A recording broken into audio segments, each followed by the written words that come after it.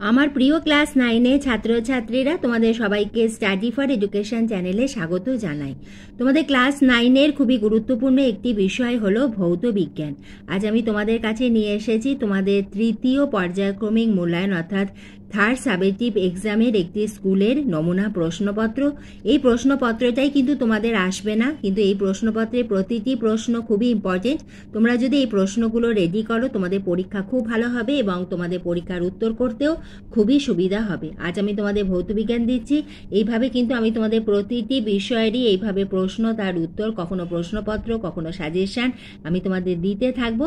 তুমি যদি চ্যানেলে নতুন হয়ে থাকো, স্টাডি ফর এডুকেশন চ্যানেলটিকে সাবস্ক্রাইব করে নিও। ক্লাস 9 পরে তোমাদের ক্লাস 10 কিন্তু সাজেশন, তোমাদের first unit test, second unit test এবং ফাইনাল পরীক্ষার সাজেশন এই চ্যানেল স্টাডি ফর এডুকেশনে পেয়ে যাবে। তাহলে এসো আমরা দেখে নিই প্রথমে আমাদের ছোট প্রশ্ন উত্তর সহ। তোমাদের প্রতিটি বিষয়েরই থার্ড সাবজেক্টিভ এক্সাম হবে 90 নম্বরে, 90 মার্কসের।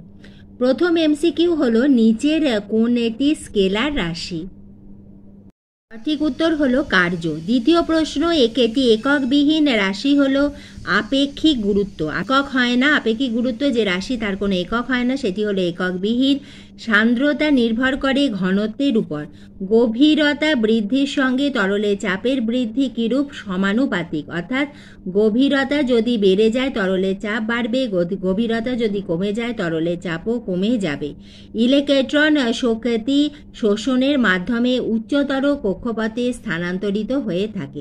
সবসময় কোন পথে যাবে না? ইলেকট্রন শক্তি শোষণের মাধ্যমে সবসময় উচ্চতর যে কক্ষপথ সেই দিকে স্থানান্তরিত হবে।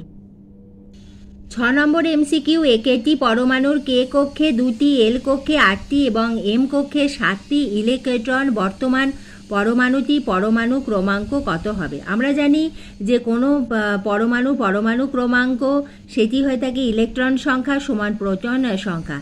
এই পরমাণুর কে কক্ষে 2টি ইলেকট্রন আছে, এল কক্ষে 8টি এবং এম কক্ষে 7টি ইলেকট্রন আছে। তাহলে আমাদের মোট কয়টি ইলেকট্রন হলো? 2 যোগ 8 যোগ 7, তার মানে আমাদের 17টি ইলেকট্রন আছে। তাহলে প্রোটন সংখ্যা হবে 17টি, তাহলে পরমাণু ক্রমাঙ্ক কত? বি হলো সঠিক উত্তর, 17।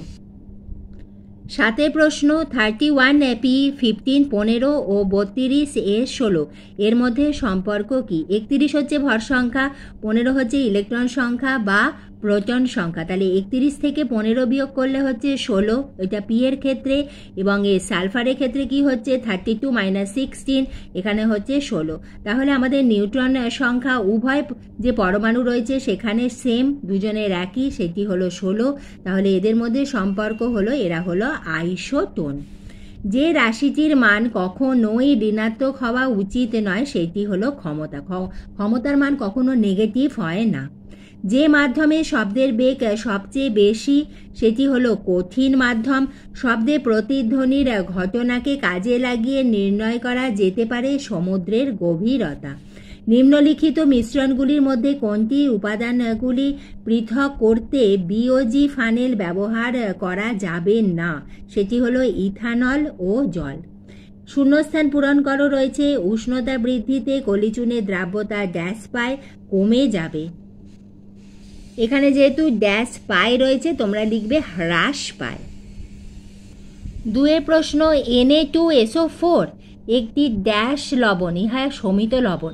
এগুলো কিন্তু খুব ভালো করে পড়বে। এখানে যেমন আমাদের শূন্যস্থান পূরণ এসেছে, আমাদের কিন্তু এই লবণের ওপর বিভিন্ন আমাদের এমসিকিউ, এসএকিউ এরকম প্রশ্ন এসে থাকে। চিনির জলীয় দ্রবণ ড্যাশ মিশ্রণ প্রকৃত মিশ্রণ। স্ফুটনের সাহায্যে জলের ড্যাশ ক্ষরতা দূর করা হয়, সেটা হলো অস্থায়ী ক্ষরতা। স্থির ভরের কোনো বস্তুর ড্যাশ বাড়লে গতিশক্তি বাড়ে। আমরা গতিশক্তি ফর্মুলা কি জানি? 1/2 mv²। যে দেখো হাফ হলো ইহা কনস্ট্যান্ট, 1/2 এম মানে হলো আমাদের ভর হলো আমাদের নির্দিষ্ট। তাহলে আমাদের কোনো বস্তুর যদি গতিশক্তি বৃদ্ধি করা হয় তাহলে ভি মানে কি? ভি হলো বেগ। তাহলে বেগ বাড়লে গতিশক্তি বাড়বে। পরে সিয়েতে রয়েছে ঠিক বা ভুল নির্ণয় করো। সান্দ্রতা শুধুমাত্র তরলের বৈশিষ্ট্য, ইহা হলো ভুল, কারণ সান্দ্রতা গ্যাস এবং তরল উভয়েরই বৈশিষ্ট্য। তাহলে ইহা ভুল হয়ে গেল। উষ্ণতা, কারণ শুধুমাত্র কথাটা রয়েছে, যদি লিখতো সান্দ্রতা তরলের বৈশিষ্ট্য তাহলে কিন্তু এটা ঠিক হতো, কিন্তু যেহেতু শুধুমাত্র দিয়েছে সেজন্য ইহা ভুল হয়ে গেল, কারণ তরল ও গ্যাস উভয়েরই বৈশিষ্ট্য সান্দ্রতা। উষ্ণতা কমলে পদার্থের স্থিতিস্থাপকতা ধর্ম বাড়ে, ইহা হলো ভুল। কোনো বস্তুর উপর কার্য করলে তার শক্তির সঞ্চয় বাড়ে, ইহা ভুল। একটি দড়ির টানাটানি খেলায় বিজয়ী দল বিজিত দলের ওপর কার্য করে, ইহা ঠিক।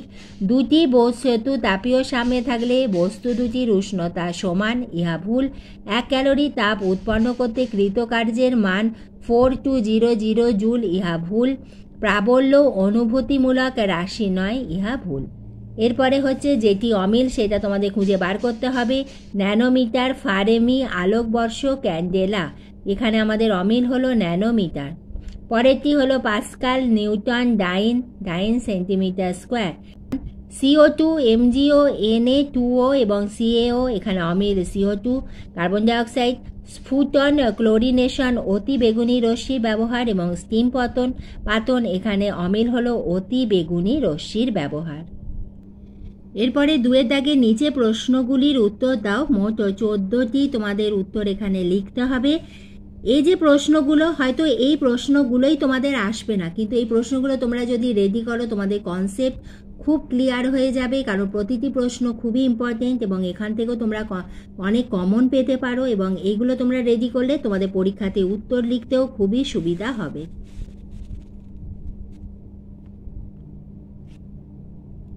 আলট্রাসোনোগ্রাফিতে কোন ধরনের শব্দ তরঙ্গ ব্যবহার করা হয় বা শ্রবণোত্তর? স্বর্ণকের আকার বাড়লে শব্দের কি বাড়ে? তীব্রতা। দৈনন্দিন জীবনে ব্যবহৃত হয় এমন একটি কলয় দ্রবণের নাম লেখো। নুন। অ্যান্টাসিড যৌগগুলি কোন প্রকৃতির? ক্ষারীয় প্রকৃতির। তরলের উপরিতলে চাপ হ্রাস করলে উহার স্ফুটনাঙ্কের কি পরিবর্তন হবে? কমে যাবে। কোনো রাসায়নিক পদার্থ ব্যবহার না করে জলকে কিভাবে জীবাণুমুক্ত করা যায়? ফুটিয়ে। কোন ধাতুকল্পের অতিরিক্ত উপস্থিতি জলদূষণ ঘটায়? আর্সেনিক। 3 দাগে প্রশ্নমান 2 মার্কসের প্রশ্ন দেখে নাও, তোমাদের কিন্তু ভৌত বিজ্ঞানে অঙ্ক আসবে। বার্নৌলির উপপাদ্যটি লেখো, ভীষণ গুরুত্বপূর্ণ প্রশ্ন। রাদারফোর্ডের পরমাণু মডেলে 2টি ত্রুটি লেখো, ইহাও খুবই গুরুত্বপূর্ণ একটি প্রশ্ন। এই ধরনের প্রশ্নই কিন্তু এসে থাকে, কারণ এগুলো প্রত্যেকটা গুরুত্বপূর্ণ প্রশ্ন।